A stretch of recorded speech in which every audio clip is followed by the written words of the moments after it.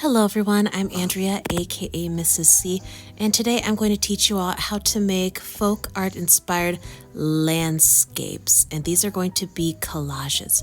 Now, the artist that inspired this project is Canadian folk artist Maud Lewis, who was best known for her landscapes and art inspired by her community in Nova Scotia. For those of you who are less familiar with folk art is focused on reflecting the culture and the everyday life of a community or a group of people. And folk artists, they tend to be less trained and professional. They didn't go to a formal art school, but they just have a passion for artwork and they use whatever art supplies are available to them. Now, what you're going to need for this project is assorted colors of construction paper. You will need pencils, scissors, glue sticks, Sharpies, and also oil pastels. Let's find a comfortable place to work and get started. First, you will need white construction paper that is 4.5 by 12 inches. Then for the background, you are going to need blue paper, light or dark, that is 9 inches by 12 inches. We will make our snowy hills using this white paper. First, I'm going to draw a very uneven, wiggly line to make what looks like a hill. Make it go all the way across your paper, and then you're going to use your scissors and you are going to slowly cut through that line that you just made with your pencil. Now we are going to take 1/2 of the hill line that we just made, put glue all across the back. Remember, every corner, everything you want to stay flat and not be loosey-goosey should have glue on it. Then you're gonna line it up with the very bottom of your paper. This is gonna make the foreground, or the part of the landscape that looks closest to us. We're gonna use our fingers and our fists to smooth it down. Next, I'm going to take the other half of the white paper that I cut, and what I want to do is make a sort of dip, which almost looks like a divide between these two hills.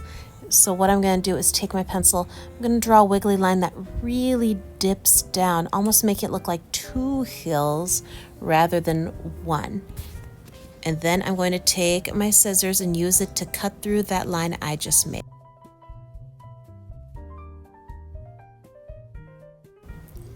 This slope that we just made, it's going to be on the other side of the lake that's going to be in our landscape. Decide where you want it to be, but leave enough room above to make a sky. Put glue all across the back like we just did, and then smooth it down. Now we will take a sheet of green paper that is 4.5 by 6 inches, and we're going to use this paper to draw as many trees as possible. Now you can draw some simple triangular trees if you want for your winter landscape, but here's how I draw pine trees.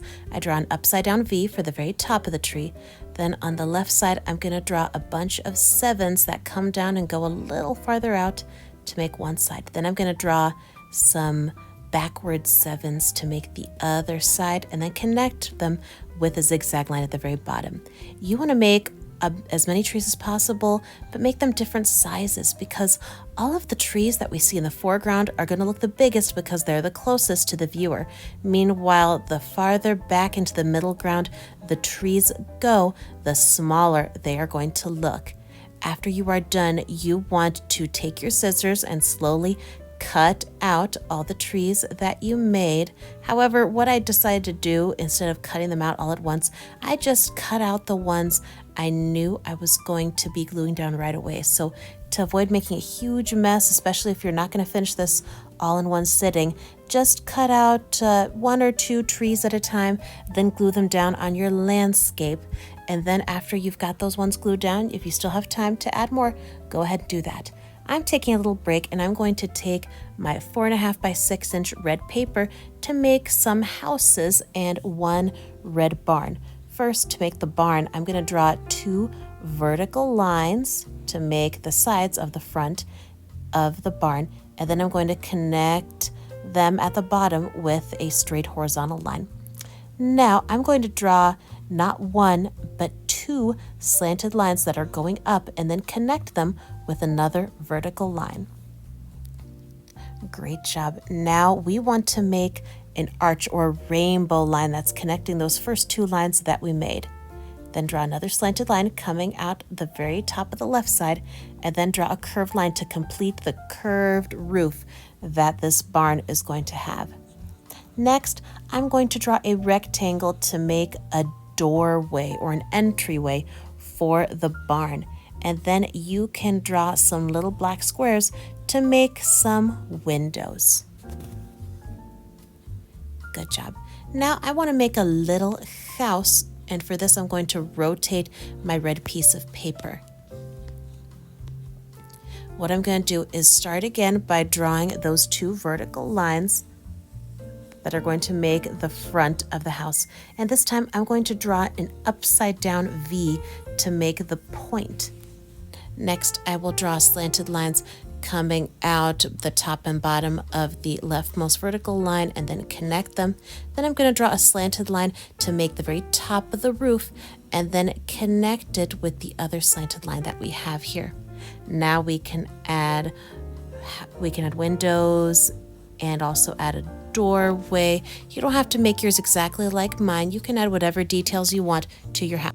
Then when you are finished with your barn and your house, you can cut them out and then glue them onto your landscape.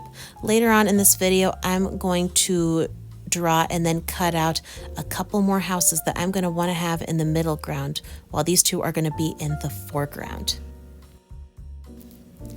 Now I'm going to cut out the rest of my trees that are going to go farther back in the middle ground, which for this landscape is on that hill that's on the other side of our lake. Remember, whatever trees are going to be farther away should look smaller, so try to make the bigger trees look closer to the bottom of this hill so they look closer and bigger.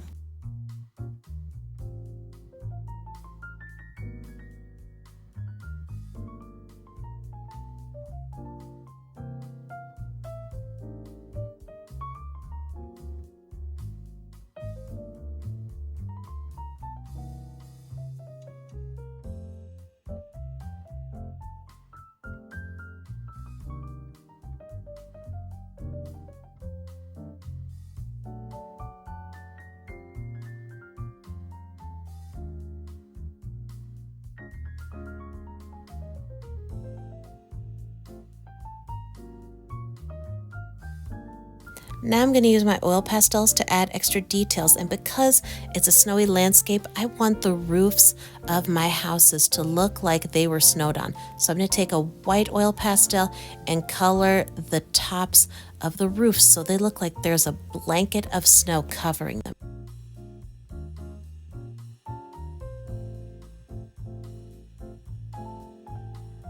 I want to add some texture to my trees by drawing some lines using different shades of green to make what look like long pine needles. You don't have to use just one light green. You can also use a dark green or the mid-tones for green. I had this awesome container that had all these different colors of warms and reds and blues and greens. That was a gift from someone. So take full advantage of whatever colors of Sharpies or oil pastels you have to add extra detail. I decided I didn't want all the houses to have the same color, so I decided to use my oil pastels to change the colors of the houses in my landscape.